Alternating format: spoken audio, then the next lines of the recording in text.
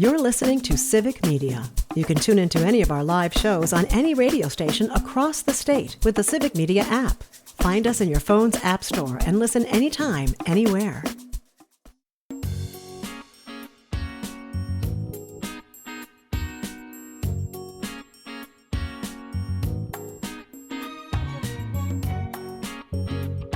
Live across Wisconsin on Civic Media, you're listening to Mornings with Pat Kreitlow, powered by Up North News.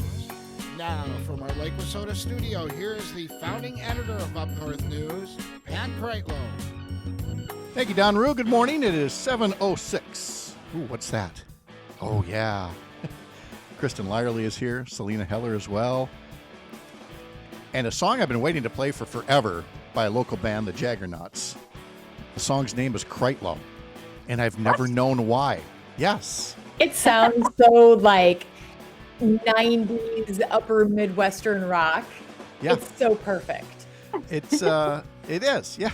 It's really cool. I remember seeing, now the Jaggernauts have been around since I think 2006. And I knew of them, but it wasn't until somebody brought it up to me, like, what's the song called Kreitlow? I'm like, I have no idea. So I sent them an email through their Bandcamp site some time ago, and I finally heard back.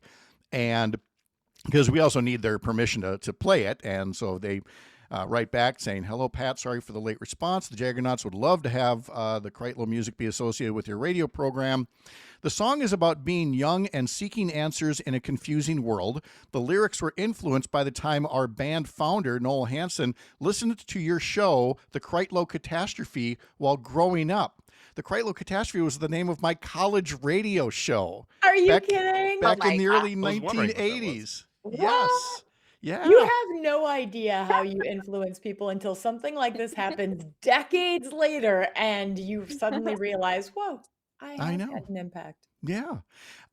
So I love the riff at the start. So we'll definitely, make a lot of use of that. It's just the lyrics. Again, I'm not quite sure the influence of the Kreitlow Catastrophe, but the lyrics go, lying in bed, I try to sleep, circling fingers cut me real deep, paranoia blankets fear that will walk down the hall, independent thoughts will shake the foundation and fall. I've been scratching, I've been buried away, but not alone, buried away, but I'm not alone. And it goes, Whoa. Threshing in bed, stuck in a dream. I hear your voice, familiar it seems. Promises unmade by the actions of someone in love. Creatures escort my flesh to the one-way road I will trod.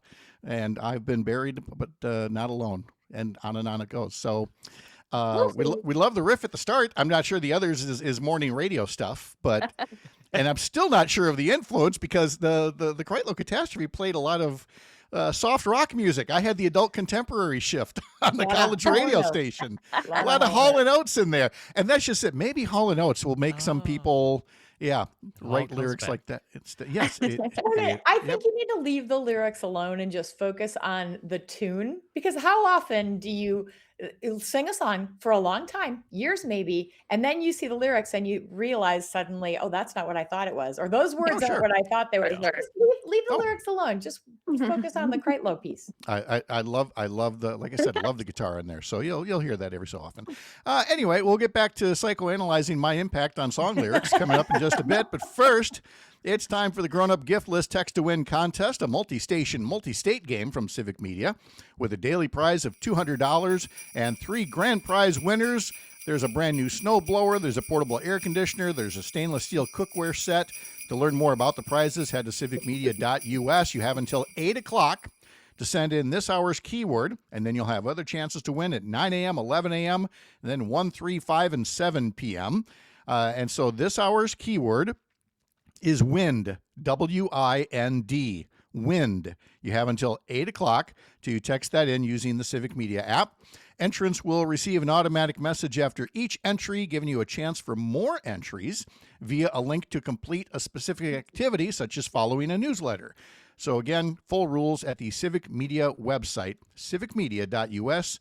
Wind, W-I-N-D, is the word to send that in. Packers were big winners over the Bears, a very exciting finish. I don't know, Selena, if you were watching that. We all talked about shouting at the TV already yesterday. Yeah. Yes, of course we were watching. Emery has to watch. Yeah. So we were high-fiving and she's cheering and yeah, it's fun. That's great. All right, and it ended with the Bears trying to score a touchdown to tie the game, and Caleb Williams gets picked off in the end zone by Keyshawn Nixon, sealing the deal. 28-21. The Packers have won 4 in a row now, including 3 against division foes, and are now atop the NFC Norris division, as we like to call it.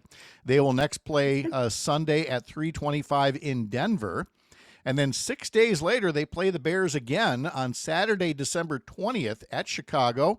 That's a night game on Saturday, December 20th. And, of course, you can catch the game on Civic Media stations across the network. Head to the website to learn more. Selena's going to tell us about a story that she's been working on for Up North News, dealing with a program that helps local farmers supply food to local schools. I mean, it is the very definition of a win-win program. But, you know, those tax cuts for billionaires aren't going to pay for themselves. And so good programs like that have to be shot down. And Selena will tell us more about that. But while we've got Dr. Lyerly, I also want to get to a particular vaccine panel through the U.S. Department of Health and the Centers for Disease Control, all influenced by Robert Kennedy Jr., noted quack. This is about hepatitis B vaccine, and Kristen, you just set it up what they did, and you know what this is going to impact, because it's not great. It's not great at all. I'll give a little bit of background. So, Robert F. Kennedy Jr. has a board of folks who are experts, supposed to be experts, when it comes to vaccines. They take into account all the latest data and information, and they make recommendations about which vaccines we should receive. Well, he replaced most of those experts, maybe even all of those experts, with political appointees. And recently, they've been making some really non-medically oriented decisions. The latest is the hepatitis B vaccine. They have decided not to give newborns hepatitis B vaccine. Here's why this is important. Hepatitis B can be transmitted at the time of birth, and we may not, somebody who has it may not even know that they have it. We test for it, but they may not know that they have it. So an infant, a newborn, can get hepatitis B at the time of birth. And this is something that we can completely prevent this newborn from growing up with. Hepatitis B can cause liver diseases in the future, lots of chronic health problems. Unfortunately, because they made this decision, it is likely that the larger FDA will choose not to promote these in the future. And that means that a lot of babies are not going to get vaccinated. And that means that we're going to see more liver disease in the future, more entirely preventable liver disease, unfortunately. Do we think it then, because if it's not on the recommendation list, will insurance companies stop covering it if parents say, hey, I want this anyway? We hope so. But the problem with vaccines is that how often do you think about the vaccines that you get? You know, we don't seek out vaccines. This is the public health piece of this. Vaccines are one of the greatest public health achievements in the last century, because these recommendations are made by experts. You go see your doctor and you do the preventive care piece, and that includes vaccines. Your doctor advises you, this is what we recommend. They give you the basic information. You don't go to your doctor and say, I want to be vaccinated against these things. So because this will likely be removed, it will impact how many children will receive this vaccine. And this is devastating. Definitely for newborns, but certainly for all of our health moving forward. I mean, this has been a vaccine that we have used for over 3 decades, and we've seen a significant change in the amount of liver disease in adults now at this stage in the game. So this is a huge step backwards in public health, but it's aligned with so many other steps backwards that we've taken or that we've seen under the Robert F. Kennedy Jr. regime.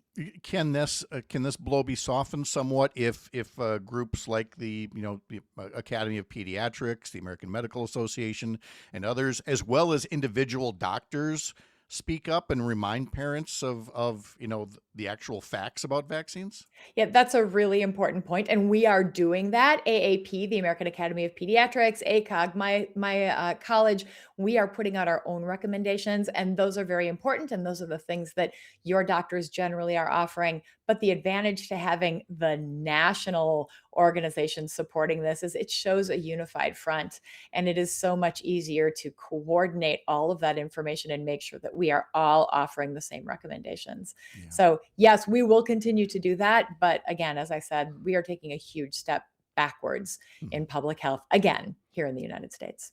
All right. Dr. Kristen Lyerly is here along with Selena Heller. And after a few days' absence, we get updates on YouTube once again in the comment section from Rob from Tigerton, who says, good morning. It's cloudy and 5 degrees below zero. Says, I've been busy plowing snow and I will be busy again this week. There is a winter storm watch for central and northeastern Wisconsin Tuesday afternoon into Wednesday morning.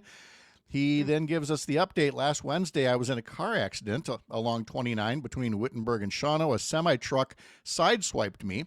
The driver who hit me, it was his first accident with more than 1 million miles of experience. And since his accident, he's been laying low. He says, Kristen saw my totaled car sitting on the shoulder of 29 as she was headed to Minnesota. And so, Rob, we're glad you're okay. And we're very sorry to hear about the accident. And a reminder to everybody, don't let anything from slippery roads to sun glare to anything else get in the way. And keep it between the lines on there.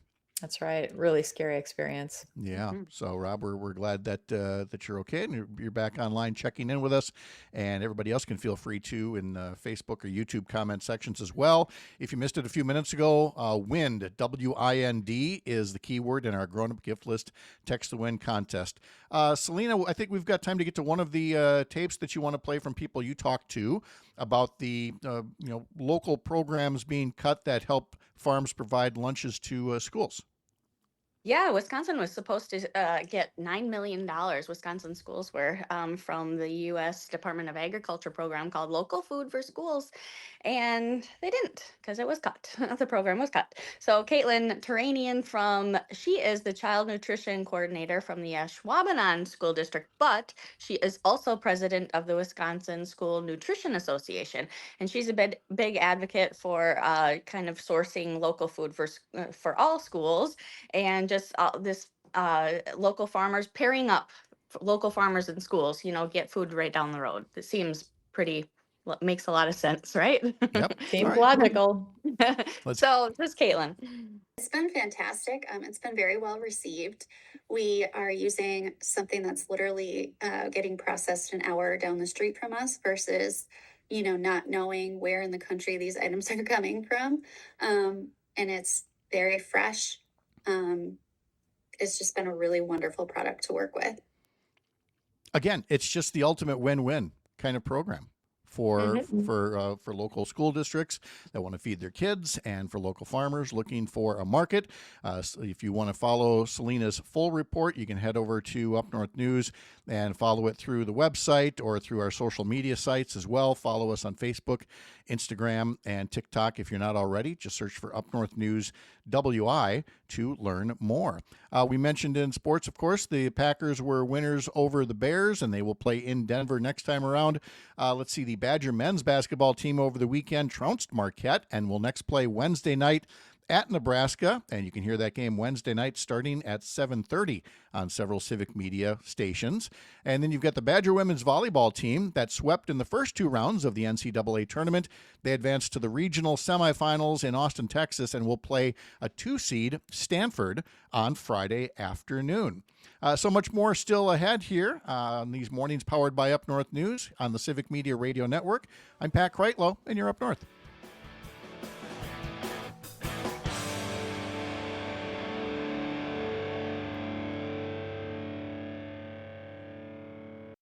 You're listening to Civic Media. Stay up to date on the latest news and information for your local community and Wisconsin by signing up for our free email newsletter. Visit civicmedia.us/email to get started.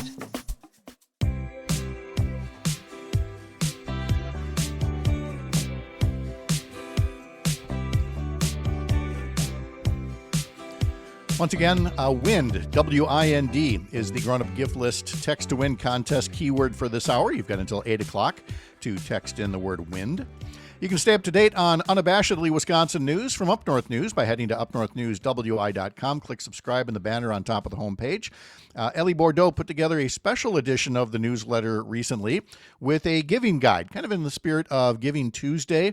All kinds of groups out there that are doing good works all around Wisconsin and would benefit from your generosity. And so to get that and much more, be a subscriber over at upnorthnewswi.com. Dr. Kristen Lyerly is here along with Selena Heller, Up North News reporter, and we were talking about Selena's story about the local food for schools program that the Trump administration has cut in order to pay for tax cuts for very rich people. And obviously we heard from a school district standpoint how beneficial it was. Folks who, were supplying some of the food, some of these Wisconsin farmers, we've heard from them. And first off, they're very perplexed. Like, what did they do to get, this program cut? What did they do to get these tariffs slapped on their products? What did they do to see their health insurance costs go up? But Selena, in terms of this particular program, I mean, local farmers are feeling an impact. They sure are. So after I talked with Caitlin in the Ashwaubenon School District and about the program, I talked with one of the farmers who provides that school district in particular, some of their food for their school lunch program. And they have Heather Toman from Full Circle Community Farm in Seymour, which is on the western part of the eastern part of the state. They have supplied organic produce and grass-fed meats to schools in Wisconsin as part of the local Food for Schools program. And Heather talks about, this was kind of put in place during the pandemic because of the breakdown of the unknowns of what was going to happen with kind of moving food around. And so it was important then and it's important now. So here's Heather from Full Circle Community Farm. It was encouraging to see the investment of the government in supporting local food to schools and to the community and building, there were, local infrastructure grants. Just, it looked like there was actually starting to be money going into building the local food system, which brings that resiliency, as far as viability of the local economy, and then also just having food available if something breaks down in the system of like moving food from California or Mexico or whatever, then that is, a potential risk to people being able to have food in general. So if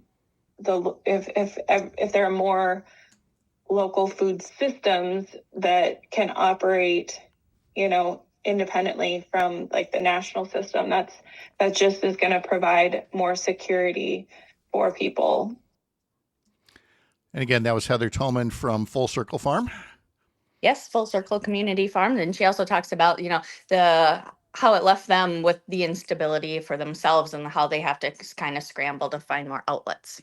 It just means less sales, and that we're going to have to scramble to find other avenues to sell, to keep the farm going, which we do anyway. But yeah, just having a stable place to be able to sell our product through is really very helpful to the farm's, long-term viability, ability to keep running as a business.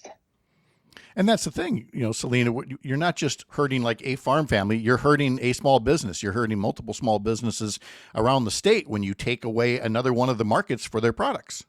Oh, sure. And then all of local farms are the kind of just help the whole community's economy. I go out to all these farms every day. Oh, not every day, no, all the time. And that's what they talk about, just keeping the stability of the community because they're such an integral part of it. So And I think in our minds, we think, well, the farms make the food and then it just goes to the people. There's a huge network in between the farms and the people. And taking away this grant has destabilized this network. It's left the farms with too much stuff and the people with not enough stuff.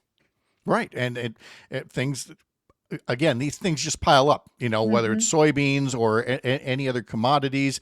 I mean, it's been a long time since we've seen things like, milk dumps, but you can't rule out anything given the instability of this administration and really a devil may care attitude toward farmers in Wisconsin and all around the state. So Selena Heller will continue following that story for us. Again, you can follow her stories over at Up North News on social media and on our website, upnorthnewswi.com. Now, while you're there, you can also subscribe to our weekend newsletter. And in there, we have a question of the week. And my question from yesterday is all about alcohol rules on wedding barns. Now, we've had guests in here previously talking about the wedding barn venues, which, again, are small rural businesses dotted across Wisconsin, and whether the change in alcohol rules around the state has become too strict for small businesses like that, or are they supposed to play by the same rules as bars and banquet halls? Are they competitors or not? So we're going to get into that in our next segment coming up here. So the phone lines will be open at 855-75-CIVIC, 855-752-4842. And if you want to be among the first to see our question of the week, get our newsletter, Sunday Mornings with Pat Kreitlow, by heading over to the website and subscribing in the top banner. Just hit subscribe up there on top. Selena Heller, thank you so much. Have a good start to your week. You too. All right. Appreciate it. And Dr. Lyerly's going to stick around. We'll talk about our question of the week and what she's been covering on the Dr. Kristen Lyerly Show that you can catch weekends here on the Civic Media Radio Network. I'm Pat Kreitlow from Up North News. We'll be back. Again, our keyword for this hour is wind, W-I-N-D. Text that in to win.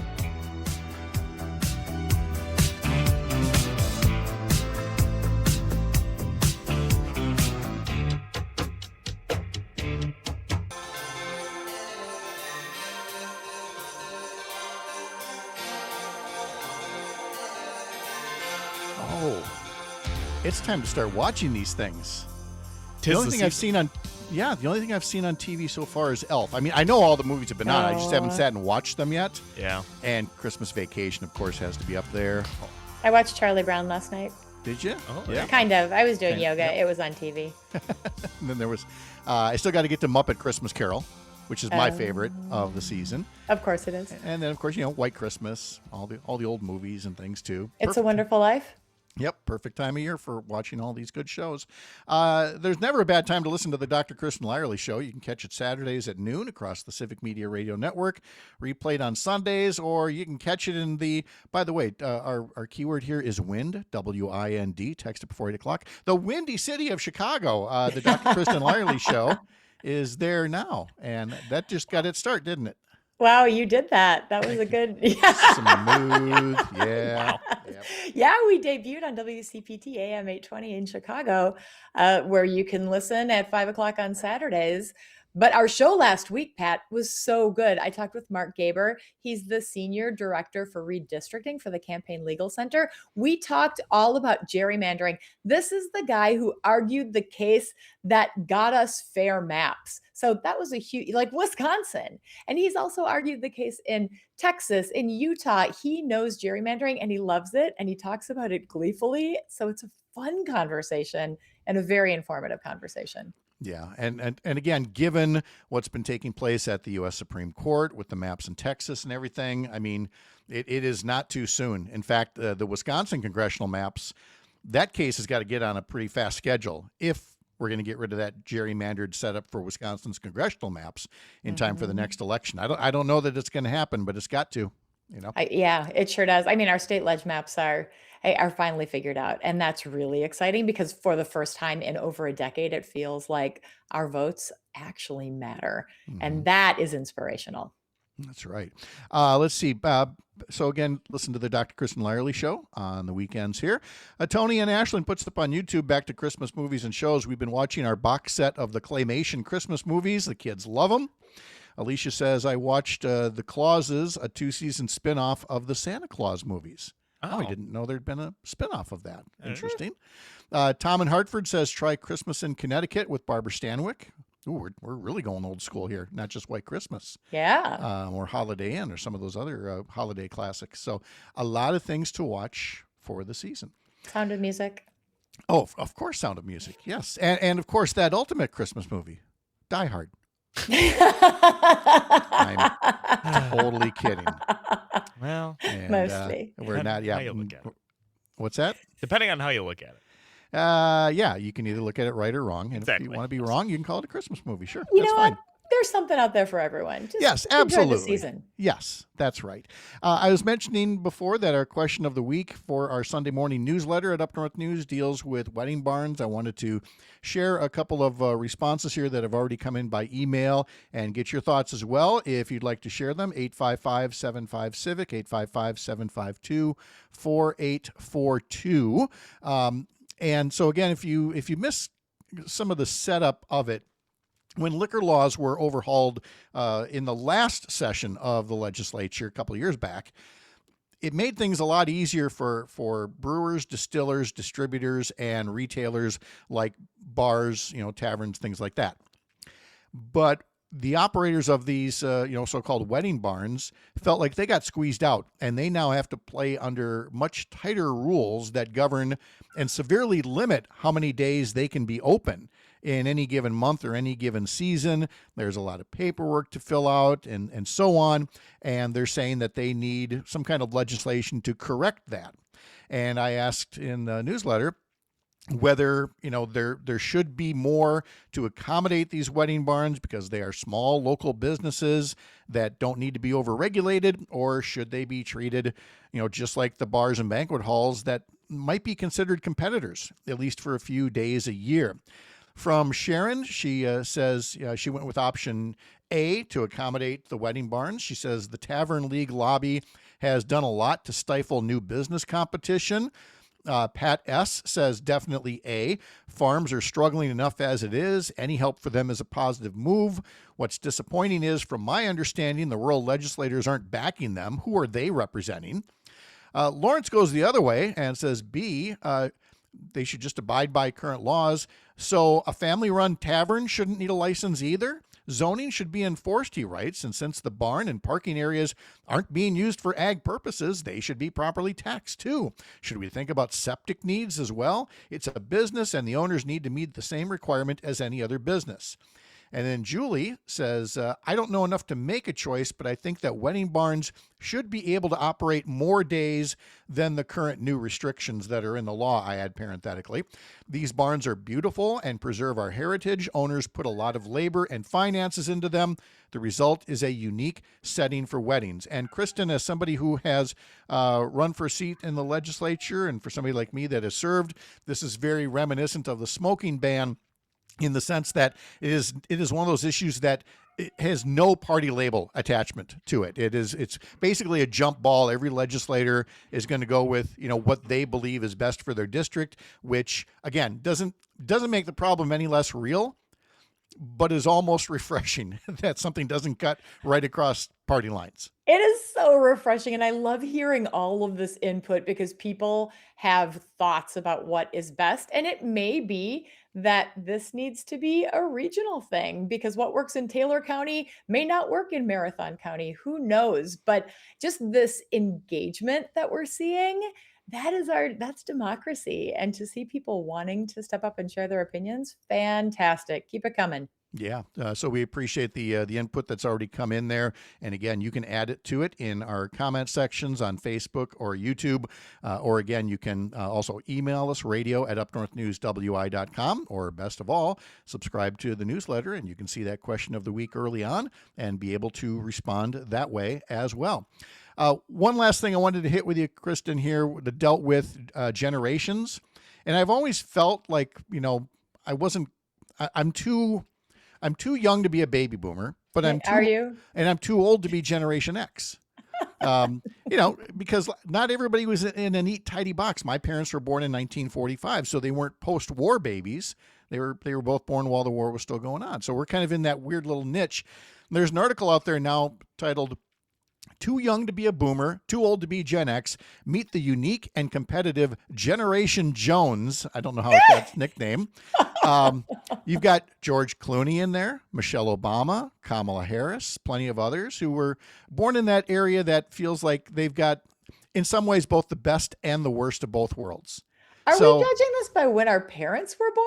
I thought it was by when we were born. No, it's by when we were born. I was just explaining how, my parents were not exactly baby boomers, and I'm not exactly falling neat and tidy into one of those as well. It's described in Politico as filling the space between Woodstock and Lollapalooza, between the Paris student riots and the anti-globalization protests, between Dylan going electric and Nirvana going unplugged. They have a unique identity separate from boomers and Gen X's. An avalanche of attitudinal and behavioral data corroborates this distinction. Yeah, we want everything to fit into a neat box, but let's be honest, everything is a continuum. So where do you feel like you fit? If I was thinking about you, Pat, I'm feeling more boomer. I'm feeling you're a little more boomer. I'm a little more Gen X. I'm definitely I would say elder Gen X. So in other words, totally the big brother. Who's like always the rule follower, and then those young Gen Xers. Well, I tell you, they scream like that cat of yours I can hear in the background over there. Just always looking for attention. I know. Dr. Kristen Lyerly, thanks for hanging around. I appreciate it. Have a good start to the week. I love starting my week with you. Thank you, Pat. Thank you. All right, we'll talk to you later.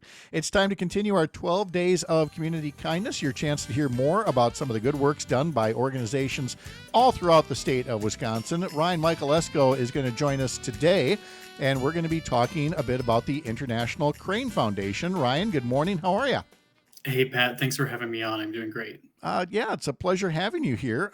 Tell us more about the International Crane Foundation. I'll just get her started here, knowing that it was founded in Baraboo. It dates back to 1971. Tell us more about the International Crane Foundation mission. Yeah, it's really an extraordinary story, and it's a Wisconsin story at heart. ICF works worldwide to conserve cranes, but also crane habitats, like the grasslands and wetlands that they rely on, but also that all of us rely on. We were founded in 1973 by two Cornell graduate students, Dr. George Archibald and Dr. Ron Sowie, and they discovered they loved cranes and wanted to figure out how to conserve them and save them. So they founded ICF, and it was established right in Baraboo, where Ron's family owned a horse farm and leased it to them for $1 a year. Okay. And again, the headquarters are in Baraboo. And can you talk a bit about the role that cranes play in Wisconsin's ecosystem? Yeah, we're really fortunate. We have both of North America's crane species, the sandhill crane, which is the most abundant crane species, and the whooping crane, which is highly endangered, very rare. It really is the polar bear of the bird world, so to speak. And we have them right here in our own backyard. And the International Crane Foundation works really hard to conserve both of those species, but especially the whooping crane. We do a reintroduction effort here in the state where we captively rear these birds and release them into the wild to try to build up that population that was nearly lost less than a century ago. Ryan Michaelesco is here from the International Crane Foundation, and you can help them out at savingcranes.org. Again, that's savingcranes.org. Tell folks what any donations that you receive go toward doing. Yeah, we have a really great staff all around the world, but especially here in Wisconsin at our headquarters. So our North America team here in Wisconsin works with the sandhill and whooping crane. We've been monitoring and researching sandhill and whooping cranes for more than 30 years here in the state. So donations go straight towards that work. It also goes towards running our Crane Discovery Center, which is a really extraordinary place for folks to visit. It's the only place in the world right here in Baraboo where you can see all 15 species of cranes from around the world. 10 of which are endangered or threatened. And you get something like, what do I see here? 25,000 people a year visit? Yeah, we have a really great opportunity being right next to Wisconsin Dells that we have a lot of folks come in to learn about cranes. But it's not a far drive from Madison or the surrounding area. So we always urge people to come in. It's open seasonally May through October, but it's a great place. Yeah, we've got 4 miles of nature trails, it says here, a research library, the Welcome Center, as you mentioned. Would you say that there's any other particular facts about cranes that a lot of people don't know that they're surprised to learn when they come visit or read about you online? Yeah, I think one of the big things that people don't know is that there are fewer than 1,000 birds, whooping cranes in the wild. There's only about 700. They are extraordinarily endangered and rare, and we're doing work right here in Wisconsin to bring that population back from the near extinction they faced a century ago. And we're leading that work all around the world, working with communities to bring people together around cranes, as cranes are hugely culturally significant around the world. All right. And again, for the International Crane Foundation to help out, savingcranes.org is the address, savingcranes.org. Ryan Michaelesco joining us as part of our 12 Days of Community Kindness. Ryan, thank you so much for the background on all of this. I hope we were able to help your efforts a little bit and that you have a great start to the new year. Yeah, thanks, Pat. Thanks for having me on. All right, Ryan, thank you very much. Again, savingcranes.org is the best thing you can do to help with the International Crane Foundation and the great works that they're doing. Coming up in our next hour, we will be talking to John and Gordy from our Madison radio station and from afternoons here on the network as well. And then later in next hour, Richard Trent, the national president of the Main Street Alliance, about helping save small employers who have high costs for health insurance. I'm Pat Kreitlow. You're up north.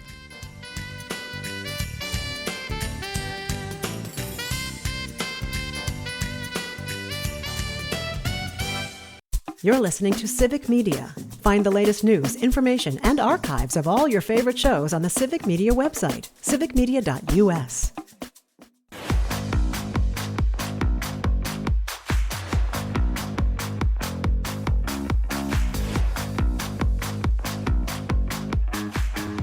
All right, let's go to Civic Media Sports Director Jimmy Kuska to find out a bit more about things that happened over the weekend and sports beyond, of course.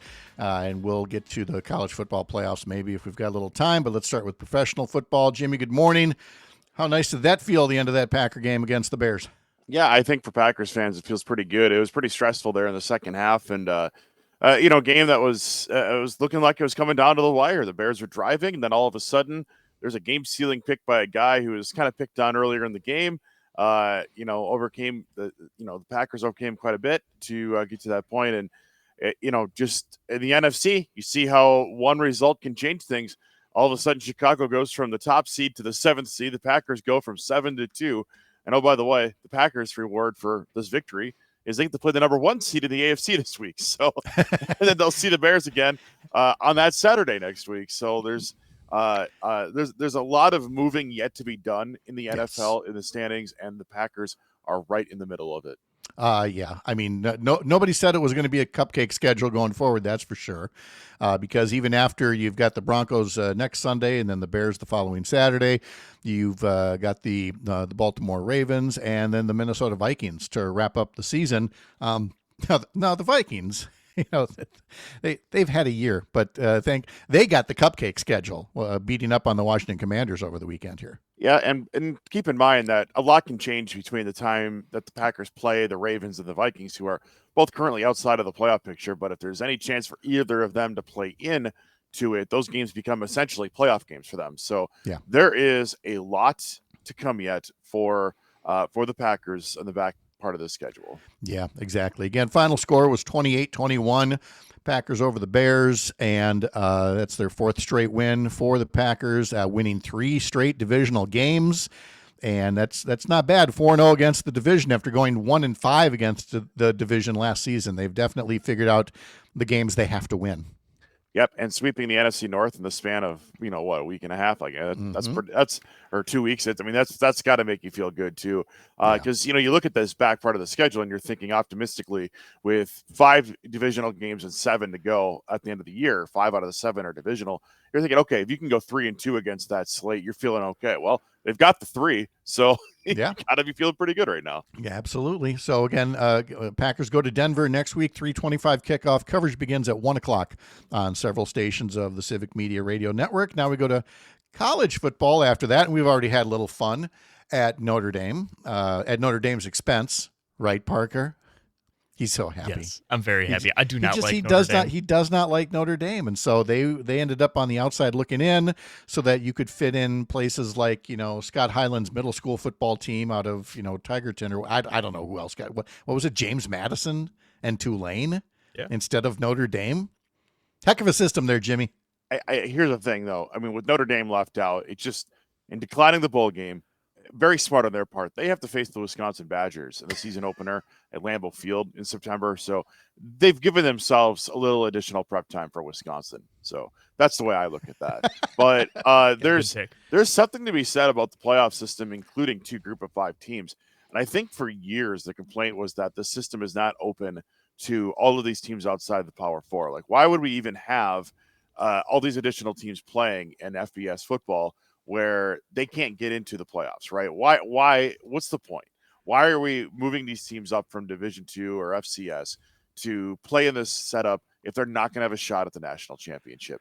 So the fact that 2 of them get in, I think is going to, at least temporarily kind of quell that for a bit and just give those teams that aren't in one of the Power Four conferences a little hope that, hey, if things go our way throughout the year, we win enough games that we can still be there in the end. I know that there's people who aren't going to like it, but I think for the viability of having one division of football where you essentially have all these teams competing for a title, having those 2 teams in it probably helps that a bit, because otherwise, a lot of the prognostication before the years, maybe the FBS splits and we've got just the Power Four and then everybody else has their own thing. Well, now you've got 5 divisions of college football, and that's a lot. So.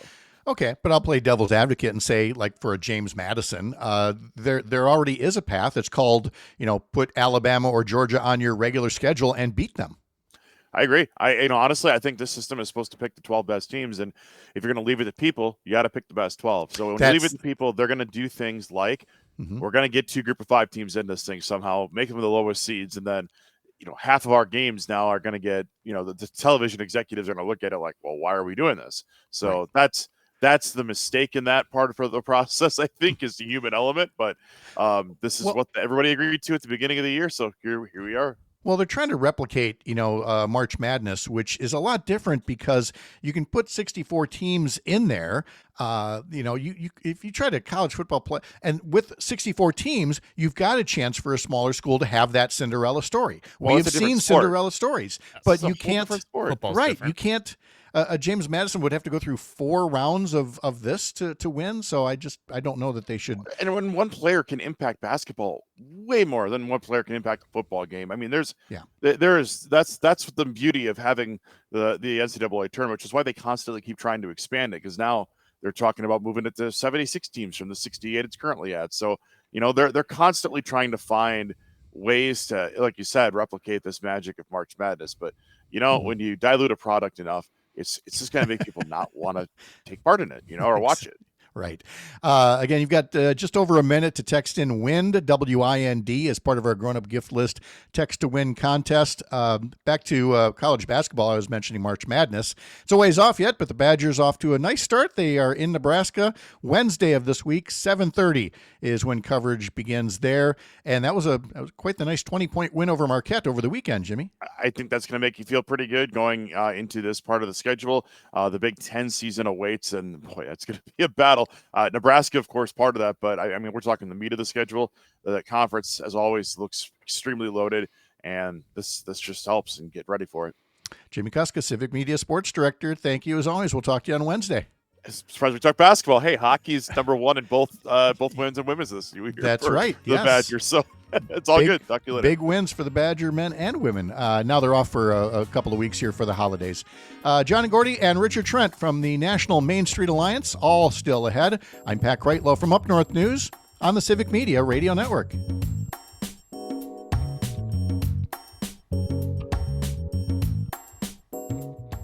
The national news cycle never stops, but it can be hard to find news about your local community. Civic Media is dedicated to providing quality local and state news coverage across Wisconsin. With the Civic Media app, you can get notifications about local stories that matter to you and your community. Find the free Civic Media app in your phone's app store and choose notifications from the menu to tell us what kind of news you want to hear about.